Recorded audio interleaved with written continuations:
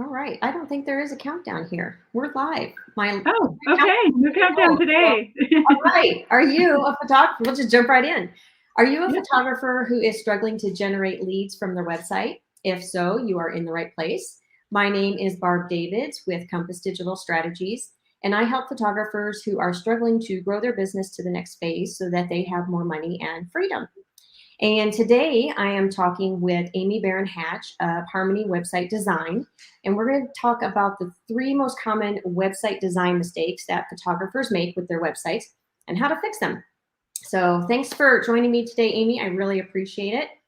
I'm You excited to could, be here. yeah, how about if you give everyone a little bit of background of who you are, who you help, and what you do? I obviously own Harmony Website Design. I've been in this field for 25 or more years. um, obviously, websites, all websites now. I help small businesses just improve their websites, create a nice image online, a very professional image, and get more sales through their website, get more traffic. All right. And I love taking DIY websites or websites that are old that just don't represent you anymore. I love to improve websites. So redesigns are my favorite. All right. Very cool. Awesome. Okay. Well, thank you for sharing for that. And then why don't we just jump right in? I know everybody wants to hear the three things. Really, that's what we came here for. However, I think it's a good idea if we first figure out some of the benefits of why photographers need websites. So maybe you can share a little bit of that perspective. Well, what do you do when you meet someone? You meet another business owner, you want to work with them, you go to their website, right? Right. Everybody goes to your website. We know that today, right? Right.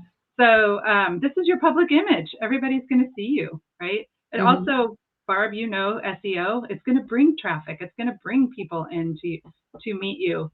And you want to present a professional image there. And you've got a lot of competition. People are jumping around. They're going to different websites. You want a good website. You want people you want to stand out from other photographers, excuse me. And also I've seen photographers get great rank high for their keywords, but then what happens? People come to their website, they're not calling, they're not buying. Why is that? I think it's really, really important to how you look, especially out, amongst your competition. So Yeah. Okay. yeah. Good. So, what do you find? We'll maybe just go through each of them separately instead of maybe doing three and then whatnot. What is your most common website design that you see, the mistakes? Well, I think all of my three mistakes are, they both hold a lot of weight. So I don't know if this is my highest one, but this is pretty big.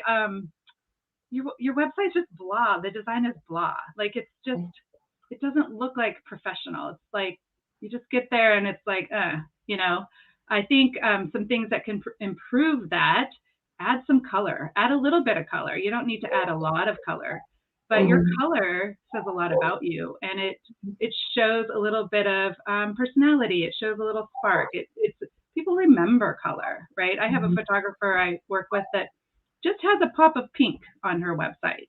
Now, don't everybody copy her pink, but the color is really, really important. Also, your design can just look higher end. It can look the quality of your website. It can look more elegant or luxurious. Then people will be less likely to think you're cheap and try to lowball you or whatever. Like I have one photographer that we redesigned her website to where it just looks so luxurious and elegant, and her pictures look better. She has the same beautiful pictures, but she just looks a little bit better, and she gets fewer questions about price now. She gets more people willing to pay. There's Angie right there popping in. It was Angie. So just the increase in her sales from the quality of the look of her website really said a lot about her. Also, photographers put way too many photos sometimes. I know you're selling photos, but don't put like the same style all the time. Put, edit down, edit down. That's a cooking thing too. Fewer ingredients, keep it simple. Mhm. I think you do want to show your photos, and I'm not saying don't put them there, but Right, right. really, you don't need so many, and don't put them in the way of finding things, especially on the phone. Have to go through 30 photos to find what you're looking for. You don't want that. Right. Um, Or the yeah, never-ending so scroll where they just keep going and going and going. you can put those at the bottom, maybe, Yeah. So, recommendation, how to get there, how to do a better design besides hiring me, of course. This is all about selling myself, but investing is not a bad idea. Find a good template that you like, something that you think is pretty, that looks good. I use WordPress. If you use Squarespace, you can find some really pretty templates on, say, Creative Market, Mhm. creativemarket.com. I use a theme called Divi. They have some nice templates. Divi works with WordPress. Squarespace has some pretty templates. Um, Envato Market, Envato, is another place to get WordPress Oh, yeah. templates. I So like find that. something really pretty. I also recommend just looking around the internet, getting inspiration. Mhm. That's part of the creative process, and it's okay to steal. Mhm. Steal a design, copy a design, not completely, but just Right, get inspiration from other websites. right. So All yeah. right, cool. And, do we have a second one? Common mistake number 2. Yeah, and I've been seeing this lately is the user's experience is so important. So a Mhm. poor user experience is people are they're really quick to get back to jump out of your website and go to somebody else on the search engine list. Yeah. Um, it's seconds. I've looked for a stat on this, and there's so many different ones, but it's seconds, or millisecond, fewer than a second. Mhm. The people just move really fast on the internet. Mhm. So your image, your design is really important, because that is going to be their opinion right away. But also, if they can't find what they're looking for, they're done. They're out Mhm. of your website, right? So the important things, contact information should be there, should be really easy to find. Okay. I even found a photographer's website that didn't have a menu along the top. So Hmm. people are like, they come in, okay, where do I go? What do I do? They don't want to work for things, right? Mhm. Do it yourself. Go into somebody's website and say, like, okay, how hard is this for me to get around? Do I really take the time, or am I just going to look for someone else where it's easy to find Mhm. what I need? Right. Um, Google likes that too, right? Google expects contact information. They Mhm. expect an about page. Mhm. They expect, your information to be easy to find.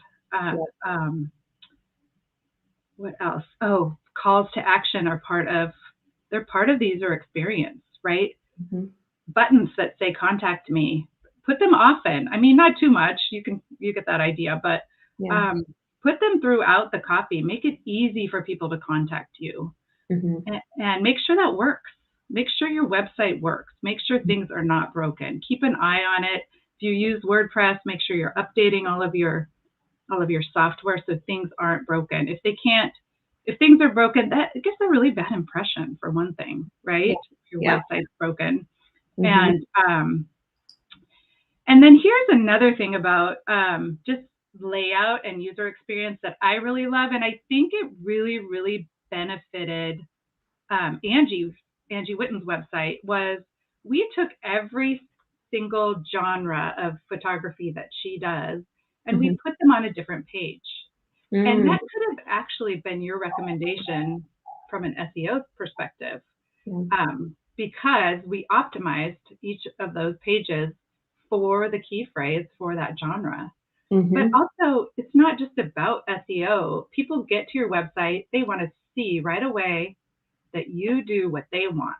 So if Right. they're looking for a specific type of photography and they can see that right away, maybe it's in the menu across the top, which you won't see on your phone, but on your computer, Mhm. um, there will be, say you do wedding photography, but maybe you also do engagement photos. What if you put that also as a separate page? Then Right. people will see, oh, yes, I want those too. Maybe they didn't even think about it. You Well, and might they're get, two different things, like completely. right? Well, not Yeah. completely, but they are two different things. and Angie's website, for example, she has, 10 plus genres, I think. And so Mhm. every one of those pages it is optimized for key phrases, which Mhm. I'm sure, Barb, you have lots of information on how to do that on your website. I love your website for that. But it really showcases them. It really helps people find what they're looking for. Some people might land on that page because they were Mhm. searching for that specific type of photography. Right, So exactly. yeah. Yeah, and I think going back to the just talking about the user experience or the visitor experience, where you have the about page, the contact page, and all of those pieces, and how important it is for not only the person to be able to contact you and know more about you, but like letting Google know that you can be trusted. So if you can be trusted, then maybe the person visiting or who wants you, your photography services, that they can trust you as well. So that's super important. Part of that expertise, authority, and trust, the EAT signals. There you go. That's a Google thing. That's also a personal thing too, right? Like Mhm, you, mhm, especially with a photographer, I want to like that person. I want to trust that person. mhm. Um, that's photography is a personal experience, especially your wedding day or with your baby or, Mhm. so your headshots, you really want to feel comfortable there, right? Yeah. That kind of leads into the next, the third most common mistake. Okay. And I see this so much with photographers, and I could spend a ton of time on this. Um, they don't Photographers don't put a lot of text on their pages. I call that content or copy or text. Mhm. Um, some don't put any at all, right? Mhm. And from an SEO perspective that Google's looking for words to catalog that page, right? Is that what Understand we the call it? context of it. Catalog? Yeah. Yeah. But also people are too. This is your opportunity to connect with the people that you want to serve Mhm. and get them to trust you, right? Right. Know, like, and trust you, right? Mhm. So, um, the first thing I see when it comes to content and copy is headlines should be a sentence, I believe. Okay. Having just your key phrase, say headshot photography, for example, people are going to go, oh, yeah, this person, yeah, I know they do it. Mhm. Great. You want that up front, right? So that they say, oh, they do what I want. But what can you say to make yourself stand apart, to make that person that comes to your website maybe you want to use you a little bit more, more than the other person. What can you put in that sentence? Keep it short, keep it easy, Mhm. simple, but know who your customer is. Maybe you serve a lot of women. We all think we need to lose a few pounds before we get our pictures taken, right? Can you speak to that, right? Who are you serving? What are their concerns about photographer getting their portraits taken or the work that you do? Um, to speak to that. And so Mhm. then they say, oh, you're drawing me in. You've connected with me, right? Right. And then when you do have content, don't just put big paragraphs in there. Put a lot of subheadings so that you can break it up. People love to skim, right? How many people Mhm. actually read all this Right. paragraph? Yeah. I'm weird like that. I do, but most people don't. So lots of subheads, right? Barb knows you could Mhm. put your key phrases in there, right? Mhm. That'll help you as well. Connect with your customer there. Connect with their problems. Um, Answer the questions that they're asking. Tell them how you serve them better. What makes you stand apart in those subheadings, and then the flow of the content is important too, right? Like I said, don't put all the photos in the way, Mhm. break it up. I know people love pictures, but little paragraphs in between, that sort of thing. The flow of the content is important. Get their attention. Then say, hey, I know what your problem is. I understand you, right? Here's how we help you, and then call us, right? Or my preferred way of contacting me. That comes next, right? So I follow Donald Miller. He wrote Building a Story Brand. He has a nice flow in his book, if that's interesting to you to read. I have tons of posts recently on my social media pages about good copywriting, how you can write better copy. And yeah, there's my website right there, Harmony Website Design. There's something called active voice. It's the way that you write. It's a little bit shorter. It's easier to read. It's really the way you write your content is really important. Okay. And did I mention the thing about the headlines? I should say that again. Headlines should be a sentence. A simple sentence, right? Not just a key phrase. Yeah. And that will help you stand out from most photographers. Just write a key phrase, right? Yeah. So we did have a question, kind of as it relates to what you're talking about now. Simon or Simone, sorry if I'm not pronouncing that properly. He's asking content as a blog or more as a description of our work. So could you maybe elaborate a little bit, like where those words go or how much or how? Good point, because we talked about content as SEO, bringing in, right? Bringing in more content, more pages, more content.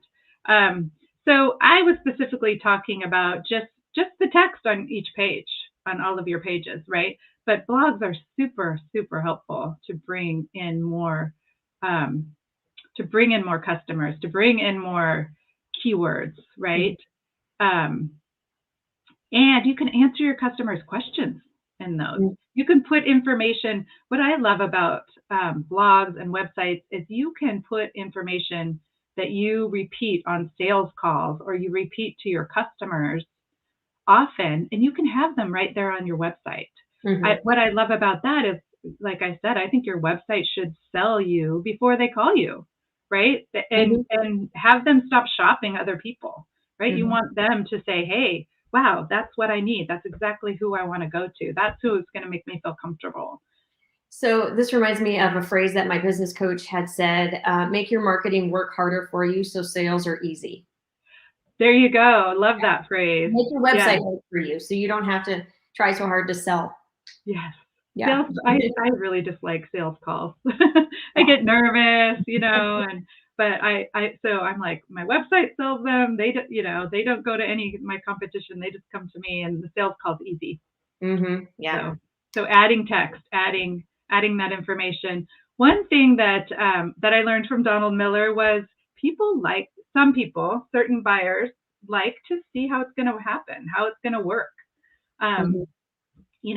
First they call you, you have a free consultation, then you tell them what to wear, then they come in for their session, then they get to look at their photos, in not so brief, but they go, oh, I can picture that. I can picture what's going to happen. I feel more comfortable now. Right. All types of businesses, we do that, how it works. But I think with photographers, you can really do that. Yeah. So, yeah. Kevin was asking if you believe that there's too much copy, or can there be too much copy on a website or a web page? Yes, I do. Yeah. Do you think so too, Barb? Yeah. Yeah. And there can also be, you can try too hard, right? You can overstuff your keywords, for one thing. And people don't read it, but Google does, Google's going to take in some of those words. And Google likes good writing, right? We know that. That's the new thing with Google. They really want good writing, and so do people. So just, I like copy on a page. I like it there for those people who want to read it. I like those subheadings that people can scan. I think you can get a feel. I really like to look at other people's websites and get ideas, right? So you can get a feel for what's too much, what's too little. A short paragraph. I don't know how to say how many words should we should we give them a number of words. I think you get a feeling more. Yeah, I get that question a lot, and I don't think that there's any right or wrong answer to that. You want to convey the message for the person who's landing on your page, but at the same time, you want to give enough context to Google so they can understand what's on the page. They can kind of read images, but not as well as they can read text. So, like for blog posts in particular, the general rule of thumb is at least 800 words.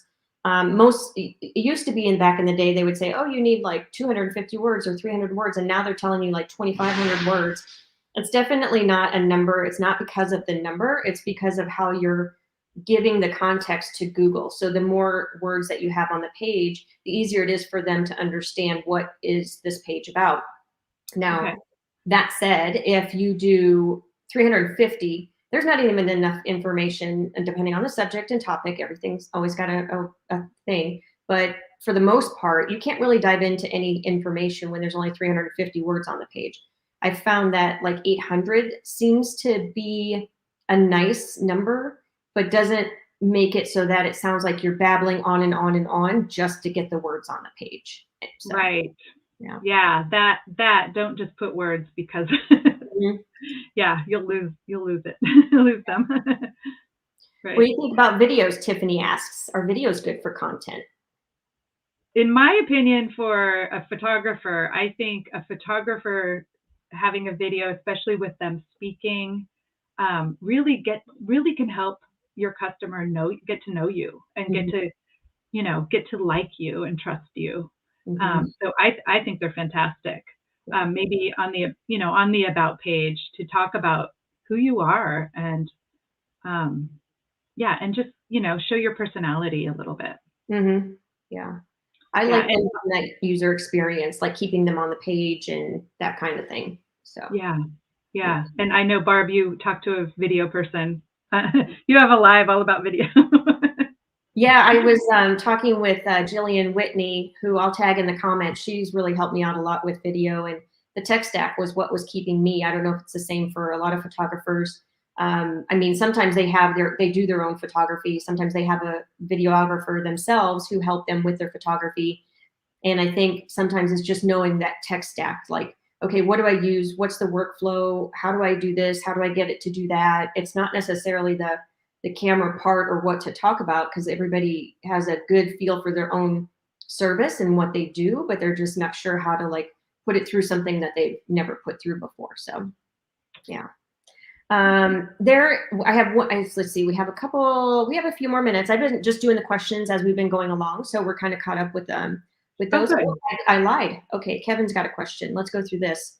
Are there any particular words, keywords, content we should be hitting within a blog to make it easily understandable by Google? Do you have a feedback on that one, Amy? Um, well, that's a huge subject. um, Doing keyword research and choosing key phrases for each page, right, in each blog post. That's Mhm. there are a lot of recommendations on how to do that and how to figure that out. And um, Barb, you didn't put your website up there, but Mhm. compassdigitalstrategies.com is a great place to find all kinds of information on how to choose your keywords, Mhm. optimize your pages for those keywords. Yeah. Yeah. And Yeah. you even have some services that can help Yeah, I think I would nail those say, down. yeah, when you were talking about like the words on the page, I don't know that, like you said, it's just not about keyword stuffing. It's about making sure that the person who gets to your page understands what they need. So there's this back and forth about, oh, right for the user, oh, right for SEO. How do you do either one? And really, just if you think about it, if somebody comes to your website, what do you think that they want to know? And just write that. So, like for example, somebody might say, well, what about AI? Because that's a big topic right now. Can I write something from one of these AI generated pieces or tools? And Google can understand that basically. So you're not going to be different from Google. You're not going to look unique. It's going to be, everything's the same. It might even be plagiarized for all we know with AI. I mean, because it's just taking stuff from other places. So in terms of making it more understandable to Google, if you yourself can understand it and your target audience can understand it, then Google can understand it. That's kind of the way that I look at it. Oh, cool. That's really good. Really good advice. Yeah. I like to, I also like to mention doing blog posts, planning is huge, right? We did a content plan once with Barb, and just planning ahead and putting your months out on paper or on a spreadsheet. Like, don't just try to wing it every time, right? It has been a game changer for me. Yeah. Yeah. And then I like to write blog posts about what people ask me about. They ask a lot of questions about, and I can answer all those questions in a post, and then point people there. Yeah. So, all right, cool. I got one more question I want to slip in before we leave, and that is colors, because I've gone back and forth about 20 million times with what colors I want to do things in. What would you say to somebody who's like, what should I do about my colors and how that relates to my brand, my website, and the visitor experience, and trying to not turn people away? Oh, I'm glad you brought that up, because businesses and photographers that have a nice branding, like a logo and branding style guides, they look more professional. Okay. I think anybody that has that, has taken the effort of planning their logo and colors, or hiring someone to do so, really looks more professional and really makes a better impression. So start there. If you don't have that done and you're choosing your own colors, choose them and stick with them.